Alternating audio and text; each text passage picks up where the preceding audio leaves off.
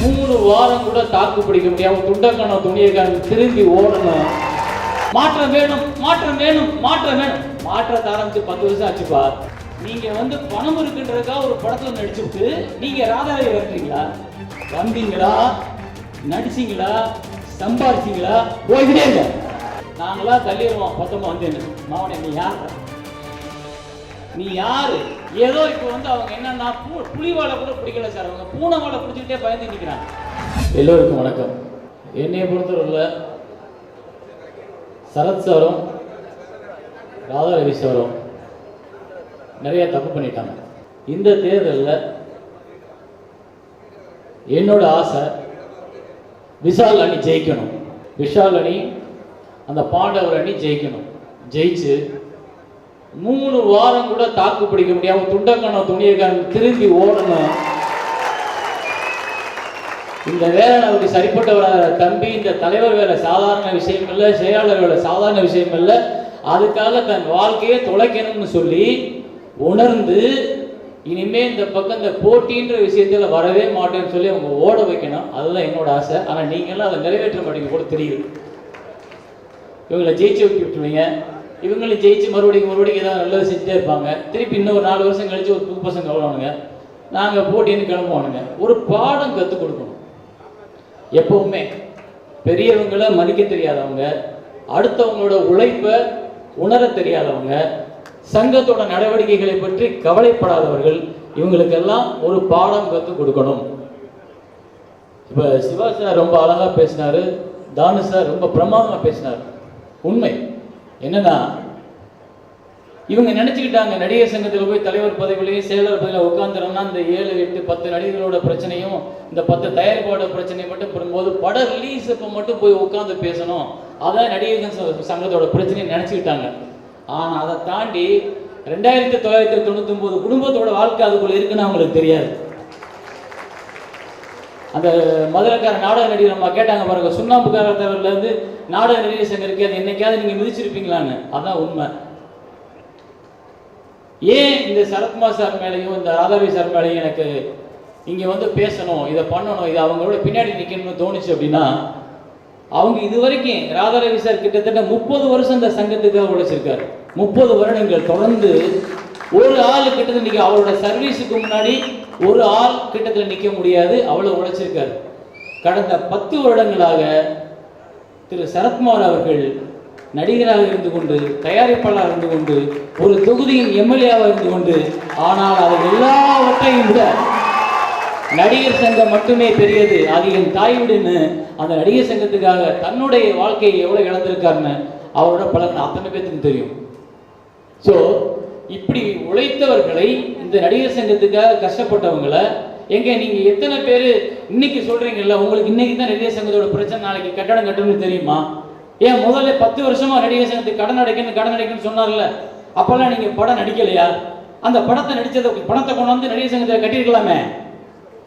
எத்தனை படம் நடிச்சீங்க? அந்த அப்போலாம் நீங்க பணத்தை கொடுக்க மாட்டீங்களா? இப்ப தேர்தல் வரும்னு சொன்ன மட்டும் நாங்க எங்க பணத்தை போட்டு நடிகர் சங்கத்தை கட்டுவோம்னு சொன்னா உங்களுக்கே படம் கிடையாது,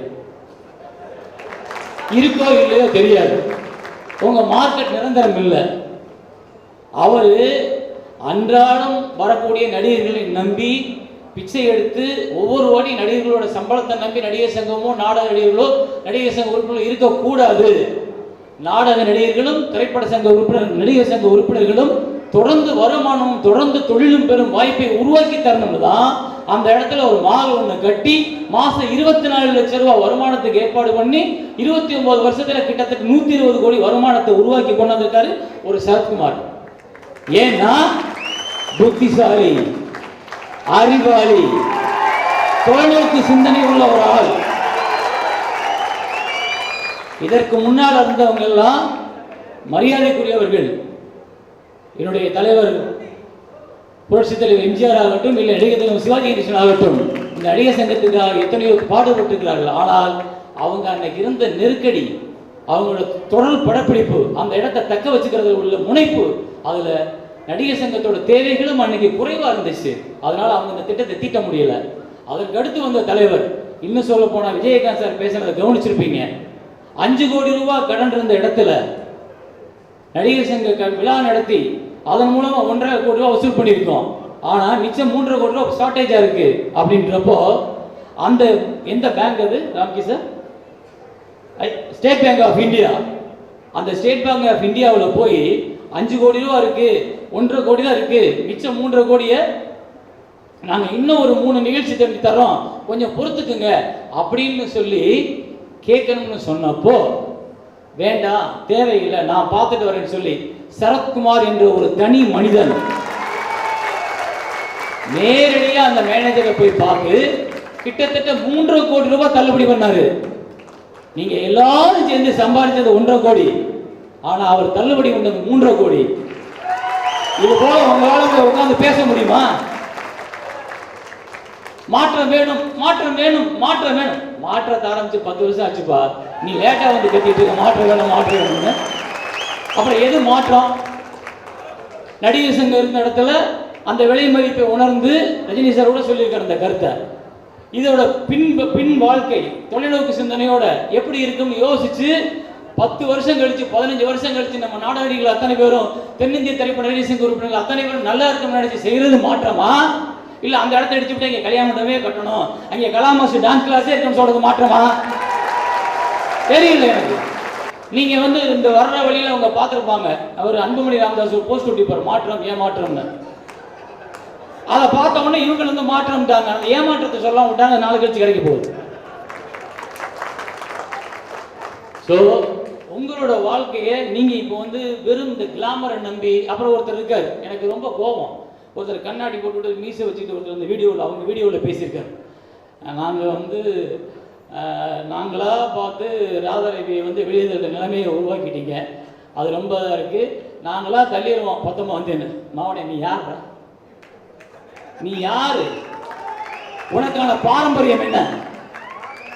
ஒரு நடிகைகள் எம்ஆர் ராதாவுடைய பாரம்பரியம் அந்த குடும்பத்தில் ஓடுற ஒவ்வொரு ரத்தமும் நடிப்பு நடிப்பு நடிப்புன்னு சொல்லிட்டு செத்த வாழ்ந்த குடும்பம்.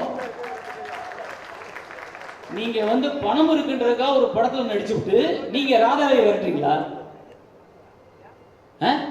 யாரு? ரித்தீஷ் முடிக்காதீங்க.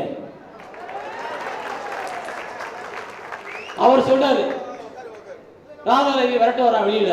நான் கேட்க நீங்க சிவாஜி பேரனா, தியாகராஜ சொந்தக்காரனா, பி.வி. சின்னப்போட கொழுப்பேரனா, இல்ல புரட்சித்தலைவர் எம்ஜிஆர் வீட்டில் சொத்து பொண்ணு எடுத்துருக்கீங்களா? உங்களுக்கு என்ன உரிமை இருக்கு? நீங்க முதல்ல எப்படி இந்த நடிகர் சங்கத்துக்குள்ள வர்றீங்க?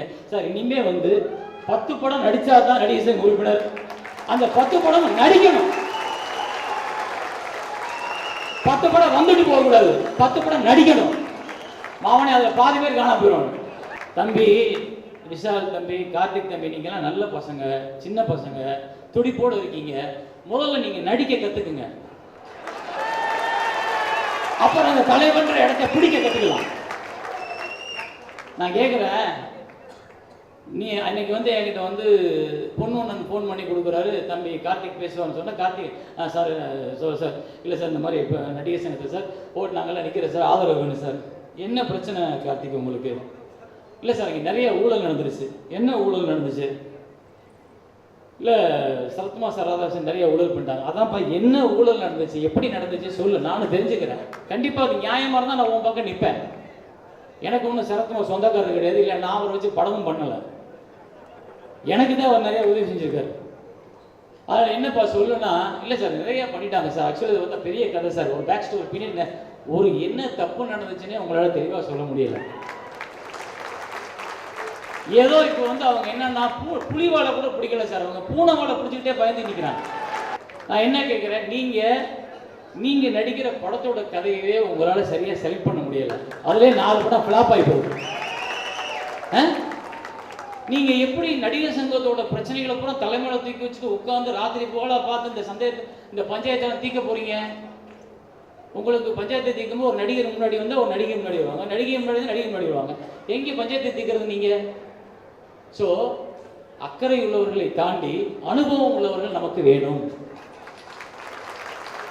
நான் என்ன சொல்றேன், அதுக்காக விஷால் கார்த்திகெல்லாம் வரக்கூடாதுன்னு சொல்ல. நீங்க வாங்க, இந்த அணி ஜெயிச்ச உடனே உங்களை நாங்கள் கூப்பிடுறோம், நீங்களும் கூட கமிட்டியில் உட்காருங்க, 5 வருஷம் சரத்குமார் கூடவே அலைங்க. எப்படி செலக்ட் பண்றாரு, எப்படி பஞ்சாயத்து பண்றாரு, எப்படி தீர்க்கிறாரு, எந்த பிரச்சனை எப்படி பேசணும், தானு சார்கிட்ட எப்படி பேசணும், சிவா சார்கிட்ட எப்படி பேசணும், தயாரிப்பாளர் சங்கத்திட்ட எப்படி பேசணும், ஒரு தொழிலாளி கிட்ட எப்படி பேசணும், ஒரு நாடக நடிகர்கிட்ட எப்படி பேசணும்னு கத்துக்குங்க. அதுக்கப்புறம் உங்களுக்கு தலைவர் பத்தி நீ கேட்கவே வேணாம், நானே கொடுக்குறேன், நாங்களே கொடுக்குறோம், எல்லாரும் கொடுப்போம். ஏன் கொடுக்க கூடாதுன்னு ஒண்ணுமே கிடையாது, கொடுக்கலாம். ஆனா அதற்கான தகுதியை அவர்கள் வளர்த்து கொண்டு வர வேண்டும். தகுதியே வளர்க்காம திடீர்னு அவர் பேசுற விஷயம் அந்த இதுல அப்படியே பொங்குறாரு, அது அத்தனையும் போய் நடிப்பு. அவர்கிட்ட நிறைய நடிப்பு இருக்குங்க. திரும்பவும் சொல்றேன், தமிழ்நாடு மீண்டும் மீண்டும் மீண்டும் இந்த நடிப்பை நம்பி நம்பி ஏமாறும் கட்டாயத்தில் இல்லை. வந்தீங்களா, நடிச்சீங்களா, சம்பாதிச்சீங்களா, போய்கிட்டே இருங்க. ஏதாவது ஒரு போர்வையை போத்திக்கிட்டு திரும்ப தமிழை இழிச்சவாய நினைச்சீங்கன்னா நல்லா இருக்காது. ஒண்ணு தொழில் வாய்ப்பு ஏற்படுத்தி கொடுக்கணும். அந்த தொழில் வாய்ப்பை ஏற்படுத்தி கொடுக்கறதுக்கான சந்தர்ப்பம் இப்ப இருக்கான்னா இல்ல. ஏன்னா சினிமா செதஞ்சு வேற வேற மாதிரி ஓடி போயிடுச்சு. இந்த நடிகர்களை கண்டிப்பா போடணும், இந்த நடிகர்களை தான் நீங்க வச்சுக்கணும் அப்படின்னு கட்டாயப்படுத்த முடியாது. அப்போ நடிகர் சங்க உறுப்பினர்கள் அத்தனை பேருக்கும் வேலை வாய்ப்பு ஏற்படுத்தி கொடுக்க முடியாது. பட் இத்தனை வருஷம் நம்மளை நம்பி இருந்துட்டாங்க, இந்த சங்கத்துக்குள்ள இருந்துட்டாங்க. இந்த சங்கத்தின் மூலமாக அவர்களுக்கு ஏதாவது ஒரு வருமானம் இல்லை ஏதாவது ஒரு வாழ்க்கை அதைத்தான் இப்ப ஏற்படுத்தி கொடுக்க முடியும். அதுக்கு தான் தலைவர் சரத்குமார் அவர்கள் நிறைய திட்டங்களை தீட்டியிருக்கிறார். அதனுடைய ஒரு எக்ஸாம்பிள் தான் அந்த மஹால். அந்த மஹால் மூலமா நீங்க அடைய போற பயன் நிறைய, அதை அவர் உங்களுக்கு எடுத்து சொல்வார். நான் கூட அவர்கிட்ட ஒரு சின்ன விஷயம் சொல்லியிருக்கேன், நான் அதை எடுத்து தரேன்னு சொல்லியிருக்கேன். 3000 உறுப்பினர்களையும் எனக்கு ஒரு 10 நாள் இப்படியே 10 பேர் 20 பேரா கொடுங்க, நான் எல்லாரையும் ஷூட் பண்றேன்.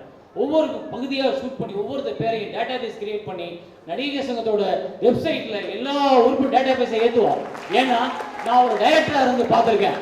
எனக்கு என்னன்னா, எனக்கு தேவையான முகம் கிடைக்காம நான் அலையும் பொழுது நம்ம ஏஜென்ட் பிரகாஷை கூப்பிடு, துரையை கூப்பிடு, அவரை கூப்பிட்டு 10 பேர் வேணும் கூட்டியா, 20 பேர் கூட்டியா. அவங்க என்ன பண்றாங்க, அன்னைக்கு யாரு ஃப்ரீயா இருக்காங்களோ, தேனாம்பேட்டையில சும்மா நிக்கிறாங்களோ அவங்கள போய் கூட்டு வந்துடுறாங்க. அதுல இருந்து ஒரு 4 பேரை நான் கூட்டு போட்டு இருக்கு. உடம்பு அங்கே போய் நடிக்க போனா அவ்வளவு கஷ்டமா இருக்கு.